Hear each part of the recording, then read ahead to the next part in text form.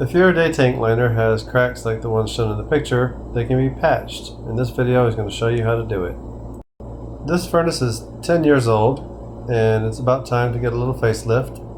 So we're going to start by removing the sill and the door portal. To do that, we grind out some of the seams where the glass is built in, remove the fiber from around the door portal, then we use a crowbar to bust out the sill and remove the door portal. Now we have an easier access into the furnace. Use a diamond cupped wheel on an angle grinder to remove any glass chunks from the surface of the furnace so that you can climb in safely without getting scratched.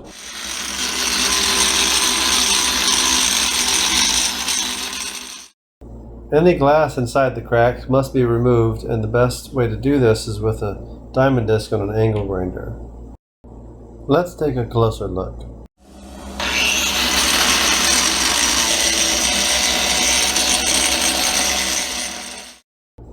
With a quality diamond disc, this could take roughly half hour to maybe up to 2 hours to get all the glass removed.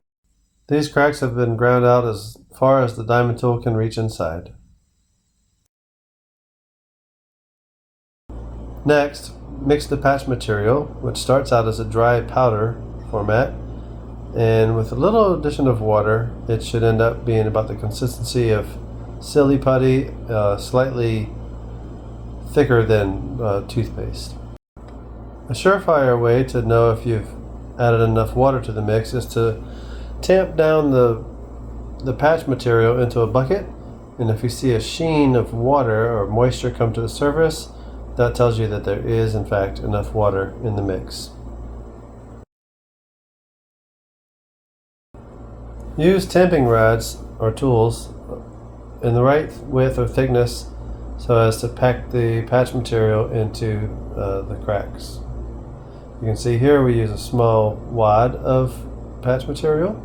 It gets added one little bit at a time, and then we just mash it in there with our fingers. And you do want to wear plastic gloves because this material has phosphates in it, which can be irritating to the skin.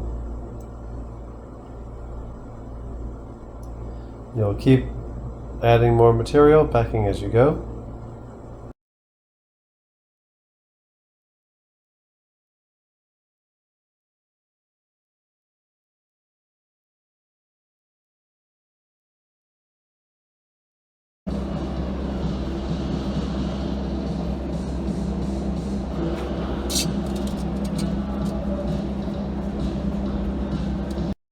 This is what the cracks look like when they're filled.